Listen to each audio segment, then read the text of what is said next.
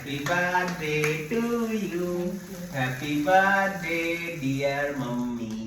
জন্মদিন যে আছে সেটা তো আমি জানতাম, কিন্তু প্রতি বছর একই মানুষটার কাছ থেকে পাওয়া সারপ্রাইজটা কেন যেন কখনোই পুরনো লাগে না। কাল রাতে হঠাৎ একটা ড্রেস দিয়ে শুধু বলল রেডি হয়ে ঠিক রাত 12টায় এই ঘরে চলে আসবে।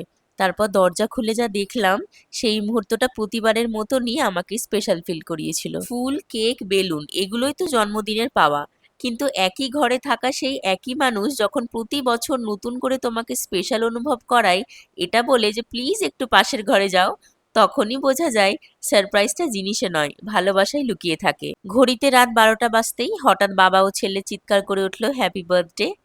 ঘরটা এত সুন্দর করে সাজানো ছিল, হ্যাপি বার্থডে লেখা ছিল, রঙিন বেলুন, আই লাভ ইউ লেখা, সবকিছু সাজসজ্জা খুব যত্ন করে করা ছিল। তারপর সামনে একটা সুন্দর রেড ভেলভেট কেক, যেটা কেটে আমরা তিনজনে খুব এনজয় করেছিলাম, আর কেকটা খেতেও খুব সুন্দর ছিল।